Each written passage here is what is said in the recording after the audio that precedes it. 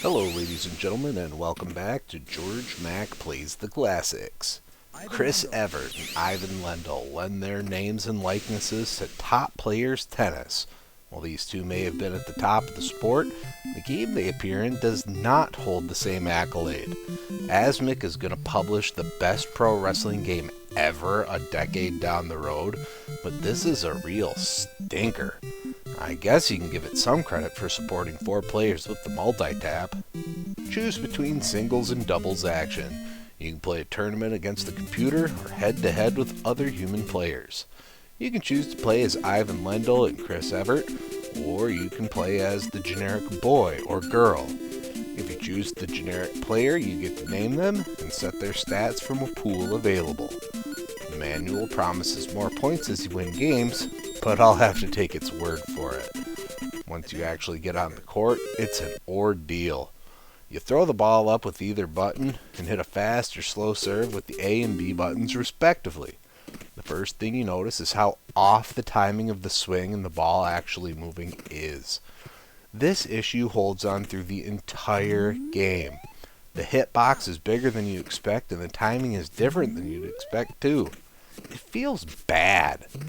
The A button is your multi-tool for your strikes, while the B button is your lob.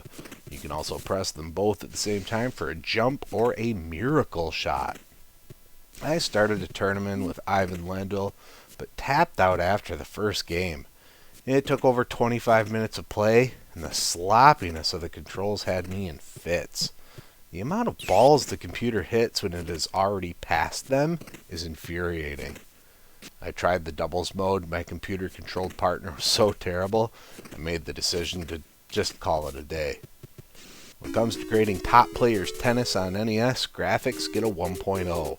The sprites, animation, and color choices are all extremely poor. Sound gets a 2.0. The music shows promise with different instrumentation, but it's sparsely used. The sound effects are rather annoying. The voice clips are extremely clear and well done though. Gameplay gets a 0.5. The controls are awful. The gameplay is so awful and floaty that it's inexcusable. Difficulty gets a 0.5. The timing is what's hard in this game. The number of lets and faults I got, as well as misses when I clearly hit the ball, extended the game far beyond what it should have been. Fun factor gets a 0.5.